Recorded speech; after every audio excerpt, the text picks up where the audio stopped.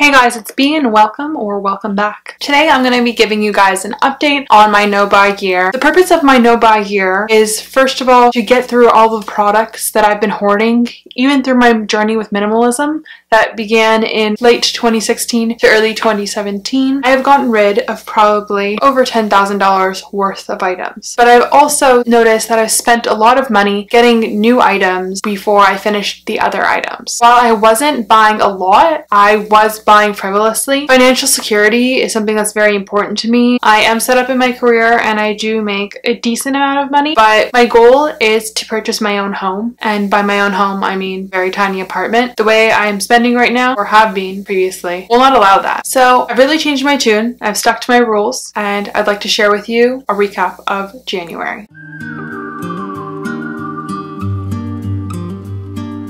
So in January, I was able to finish up quite a few products. It's because they were sort of getting towards their last legs, but I did spend time focusing on using products that I already owned rather than purchasing anything else.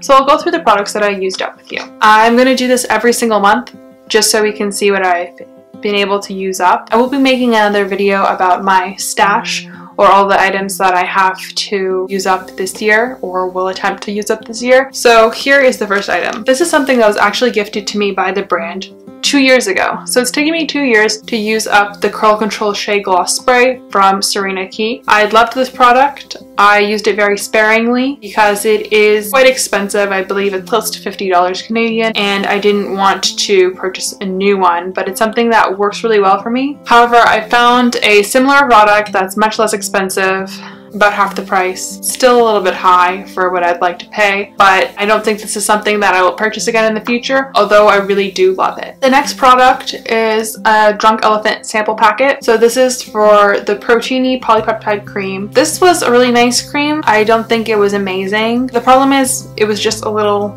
tiny thing, and I don't really know how it will work for my skin. What I do know is I have a lot of other moisturizers that I need to get through before I can even think about purchasing this one. The next thing is the Laneige Water Bank Gel Cream. This is a facial moisturizer that I've been using for actually a few years now. When this first launched, this was not this exact one. This has been repurchased probably close to 10 times by now. This was sent to me. I really love this product, but thinking about it, it is quite expensive. It's roughly $50 for something that does not last me very long. It can last me maybe 3 months. So I think that's a lot to spend on product that I use every single day and in a large quantity. The next item is something that I love, but something that I will not repurchase. It's the Bravo Conditioning Primer. This was part of a birthday present that I got for my 25th birthday. This is my favorite brow product, but this is so expensive and I cannot justify purchasing a $30+ brow gel. So I will be looking into another product for brows. The next item is the Precisely My Brow Pencil. This again, I went through very quickly. I did not use it every day. I don't wear makeup every day. I went through this in about 3 months. The next product is a deodorant that I hated, and it's from the Native deodorant brand. My problem is I have 2 others of this because I bought a 3-pack to try it out, and I also have a mini. So this is the Vanilla Coconut, I believe. This is a natural deodorant, and I just far prefer the deodorant that I make myself. The reason I wanted it is because the packaging is much more convenient. However, now that I have it, I don't like it at all because it also uses a lot of plastic that is completely unnecessary. The next item is something else that was gifted to me from Le Petit Marseille. I think that's how you pronounce it. It is a body wash in apricot and hazelnut, and it smells really good. I did enjoy this product, but it's a little bit more expensive than I'm looking to spend on a body wash. I'm more of a bar soap person than a body wash person. I have bar soaps from Lush that I really prefer because they're very conditioning for my skin, whereas this and some other body washes kind of make me feel slimy. So another thing I've finished is the HandMD Restorative Hand Cream with the vitamin E and something, cremides. This is a hand soap, but it's from the brand HandMD. They sent this to me, and I think it's a really nice hand soap, but I don't think it's something that I would purchase just because it seems like it would cost a lot of money for something that I can get for much cheaper, and I can get probably a more natural version. It's not special enough for me to want to invest a lot of money in it. The last thing that I finished this month was the Quo cotton pads. So I decided that in future, after I finish up all the cotton pads that I have, because I was stockpiling them, that I will actually be making my own cotton pads. I watched a video by Sedona Christina, who is a low-waste minimalist and sustainability YouTuber, and I really love her videos. She spoke about making your own cotton pads with older t-shirts or older cotton clothing. You can even cut them into round shapes and stitch them up. That way, once you finish with them with your makeup remover, you can just put them in the washing machine rather than throwing them out and wasting all of that cotton and plastic packaging. So I didn't get through a ton of stuff this month, but I did get through enough to encourage me to continue on.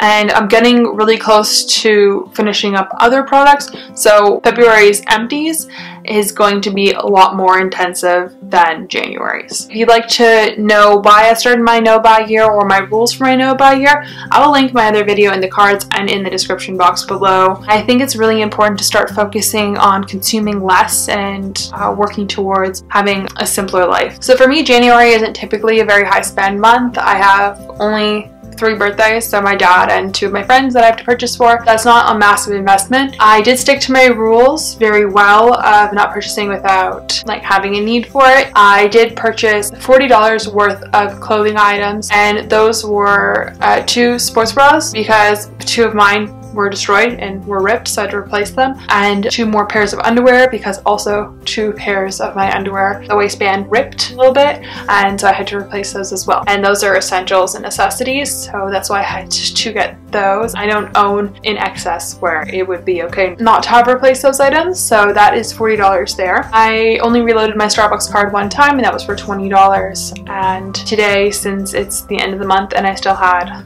money left because I hadn't been frequenting Starbucks, I did purchase my breakfast for $9.25, which was an oatmeal and an Americano. So I did stick to my rules in that respect as well, which I'm happy about. Another thing that I didn't discuss before, but I was doing acupuncture and Chinese medicine. I do have 4 reproductive disorders that I was treating through that method. I've noticed a lot of improvements by using that method. However, it was costing me $215 per session, which is more than I wanted to spend at this time, and I was supposed to only be doing it for 10 weeks. It had been from mid-September all the way until now, which is the end of January. I will no longer be doing the Chinese herbal medicine. I will be doing 2 acupuncture appointments per month, so I will be spending a total of $180 per month rather than $860 that I was previously spending per month. That's one thing that I don't really think about as much, are my medical costs. Not that healthcare isn't important. Healthcare is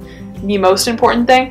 It's just receiving treatments in excess to the point where I was giving nearly a third of my salary to acupuncture and Chinese medicine, and that is far too much. So there are less expensive alternatives that I will have to be looking into, because although I do need treatment, I don't need treatment at the cost of disrupting my financial stability. So beyond that, I didn't shop at all. I did cook a lot more from home, but I just think I realized how often I was eating out, and I need to treat eating out more as a treat rather than stopping for a quick bite. It'll also help me limit my plastic use. I hope this was beneficial to you guys and has inspired you to even do a no-buy week or a no-buy weekend or a month, whatever seems suitable to you, just to see if you can. Well, and it's easier when you're doing things as a team and within a collective consciousness.